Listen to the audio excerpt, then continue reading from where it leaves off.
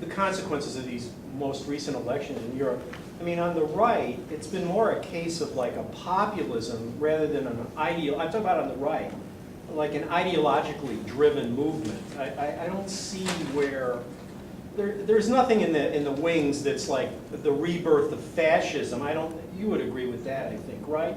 I mean, because there's the historical reality that Europeans know, I mean, you know, forever about what happened in World War II, and it's just, to me, it's inconceivable that a right movement, such as like Italian fascism or German Nazism, could ever have a rebirth, if you will.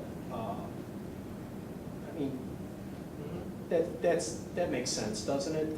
Yeah, it's the thing about it's kind of a throw the bums out movement. I mean, that's more like what the politics were there in the most recent elections, rather than being some hardcore. I mean, I agree there is this tendency towards, you know, we're going to pick on ethnic minorities, but it's not of the same magnitude by any means. Of, like what you can't. I mean, it's a complicated situation. When I talk about Europe, even Western Europe, of course, it's a huge area, many regional differences even within the country and so forth.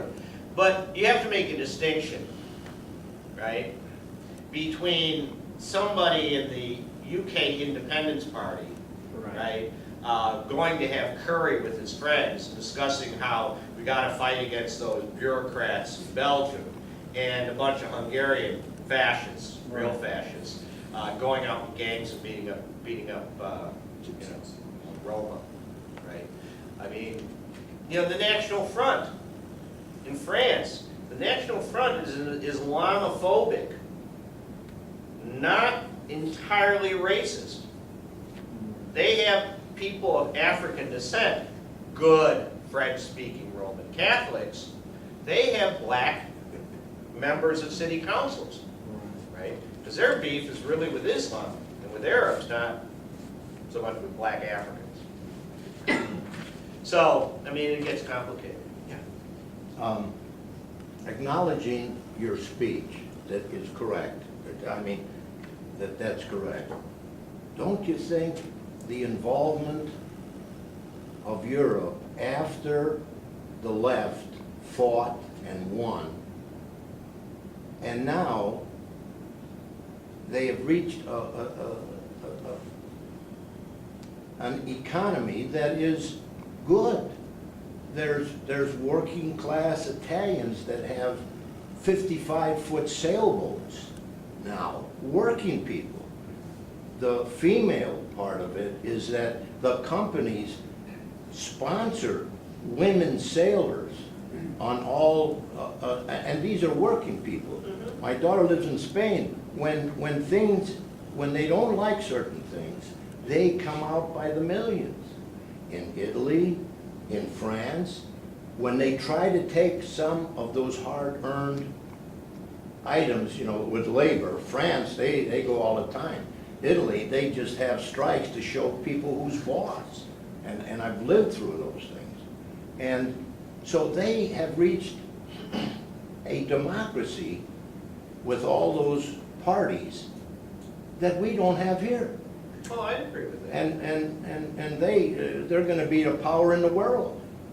Their star is rising with China and Japan, and I don't see anything wrong with that. I mean, I'm from the left too, but if you earn something, let's keep it and fight for it, and we'll be capitalists for a while. Germany exports more hard goods than the United States. So they're being led by Germany and France over there, and I think they're competing better than we are for the world power. The problem is, I think you've touched upon something I didn't mention in my talk, I probably should have, and that is there's a certain complacency. In other words, people assume that we've got it good and we'll always have it good.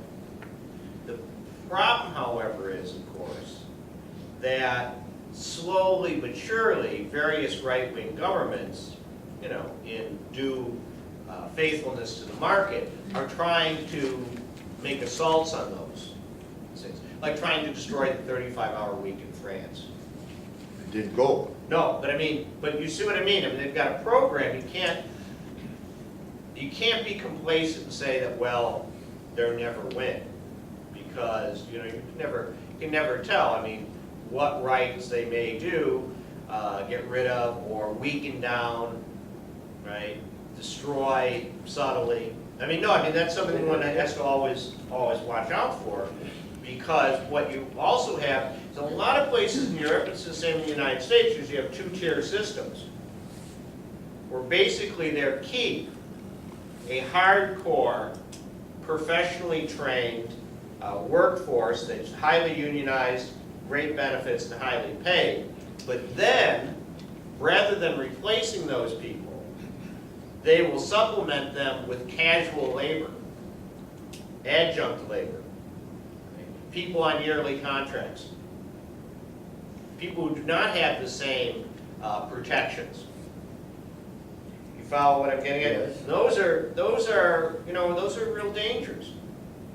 I Because don't know what inroads they're making, but that's true, they are Right. trying that. Bossi in Italy, he wants to cut the country in half and only keep north of Rome, because those provinces are the ones where they're making, and they want to get rid of the south.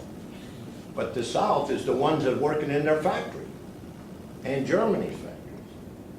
Of course, getting rid of the South in some countries wouldn't necessarily be altogether a bad idea. Gee, if we took the states of the former Confederacy, let them go, we'd have national health insurance, free education, great pensions, proper use of the English language, and all sorts of things. Eric? Yeah, I have two quick questions. One is the recent youth movements that we've seen in Greece and earlier in France. It seems to me these far-left electoral parties have been unable to capture that momentum or any of those people. If that's true, is that true, and why not? If so, why not? And secondly, you mentioned both the SPNL in the Netherlands and Die Linke in Germany as having relative success in the recent past. I'm wondering what their relationship is to their labor movements, both official and unofficial, and vice versa. What's the labor movement's relationship to these new electoral formations? Okay, taking the second part of the question. First, one of the problems you have is that the labor movements in Europe tend to be traditionally allied to parties that have been around for a while. Therefore, for example, traditionally, the unions in Germany are going to be behind the SPD. Very interestingly, IG Metall, the largest, most important German trade union, has just announced they're not going to endorse anybody in the coming elections. It's a big blow for the SPD. In other words, they're turning their members loose to vote for whoever, but it means that people who might have voted SPD might vote for the left in this case. The problem the Socialist Party of the Netherlands has had and the Linke has had is precisely that the labor movement has traditionally been so under the control of the Social Democrats. In other words, there's been an interlocking directory. The guy who's the head of this union might be in the National Committee or Central Committee of the Labor Party or the Socialist Party. But in other words, there's been that sort of connection. What you're seeing, however, though, is a de-linking. Right? As these parties move, Social Democratic parties weaken and move further to the right, as young people, which we'll get to your second question, as some of them at least get jobs and enter, and they don't have the traditional loyalties their father did. In other words, an older worker might say, well, say what you want about the British Labour Party, they got us the National Health Service. A 25-year-old worker is more likely to take the National Health Service for granted and worry about assaults on the National Health Service, want to make other improvements. Do you see what I mean? They don't. Their sense of gratitude to British labor would not be as strong. So the far left parties have the possibility of gaining more influence in unions, but again, it's in specific unions and in specific regions. So Die Linke is much stronger in unions around Berlin and in Eastern Germany, because that's where they're stronger electorally. They're stronger in the metal workers because they're traditionally a radical union, weaker in some of the craft unions.